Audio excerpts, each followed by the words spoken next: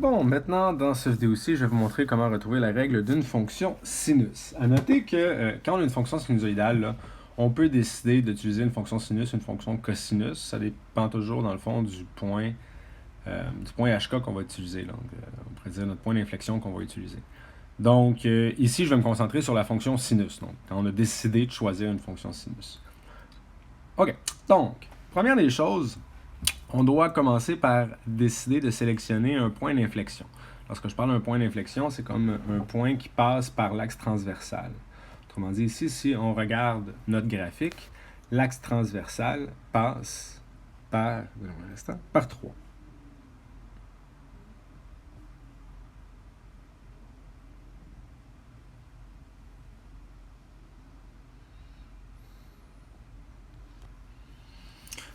Et lorsque je parle du point d'inflexion, c'est le point qui se retrouve, dans le fond, sur la courbe, sur l'axe transversal. Donc ici, dans le fond, sur notre graphique, précisément en ce moment, on a 2. Bon, c'est sûr qu'il y en a une infinité parce que notre graphique se poursuit vers les réels négatifs ou vers les réels positifs. Mais pour les besoins de la cause, donnez-moi un instant, ça va me mettre en enfer. Donc on va prendre ici le point d'inflexion dans la partie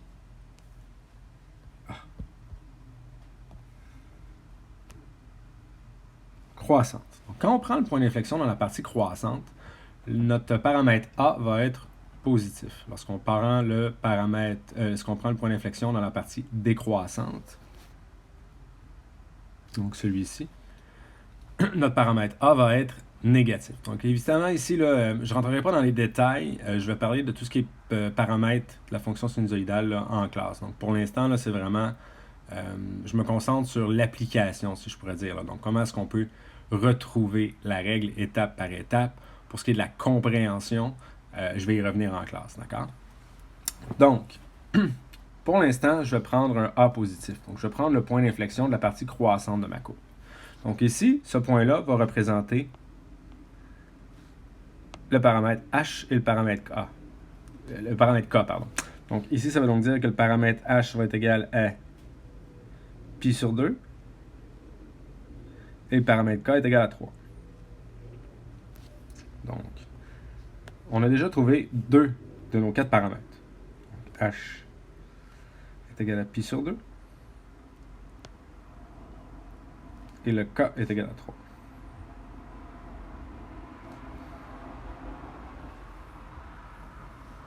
Ensuite, il faut que j'aille retrouver le paramètre A et le paramètre B.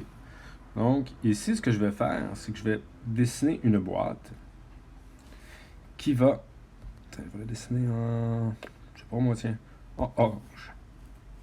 Donc, une boîte qui va qui va englober un cycle au complet de notre fonction sinusoïdale. Ouais, bon, là on a un petit problème dans mon dessin. La courbe, je ne l'ai pas faite assez grande, mais c'est pas grave. On va faire comme si elle était là. Je vais tout simplement la continuer en la dessinant. Ok. On va faire ça. Ok, 3 pi sur 2, ensuite 6 pi sur 2, 9 pi sur 2, 10 pi sur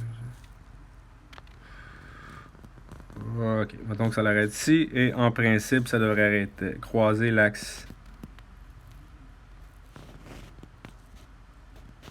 des x à 9 pi sur 2, si j'ai bien fait mon calcul. Vous excuserez, j'aurais dû faire mon graphique un peu plus grand. Donc, ici, ma boîte. On va passer par ce sommet-là. Bon. Vous voyez tous la boîte que je viens de faire qui encadre un cycle complet de notre fonction. Donc cette boîte-là ici, comme je disais, représente un cycle. Donc sa longueur va représenter la période. Donc, ici.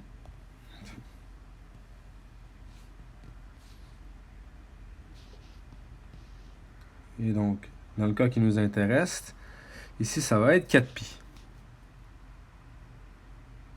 On se rappelle que le paramètre B, c'est égal à 4π. En fait, c'est tout le temps égal à 2π sur la période. Donc ici, ça va être égal à 2π sur 4π. Ce qui va donc me donner 1,5. Et pour terminer le paramètre A représente l'amplitude. Donc, si vous préférez, la moitié de la hauteur de notre boîte. Ici, la distance entre mon axe transversal et le maximum. Ou à ce titre-là, la distance entre mon axe transversal et le minimum, c'est la même chose. Donc, dans le cas qui nous intéresse ici, c'est égal à 4. Donc, notre A va être égal à 4. Et voilà, j'ai tous mes paramètres. Il ne me reste plus qu'à écrire la règle. Maintenant, je vais écrire la réponse.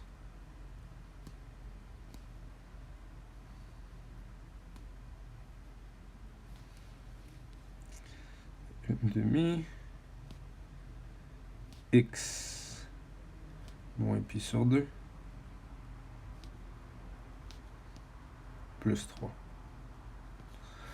Maintenant, qu'est-ce qui serait arrivé si j'avais la même règle, en fait le même graphique, mais qu'au lieu de prendre le point d'inflexion dans la partie ascendante, je vais prendre dans la partie descendante, décroissante.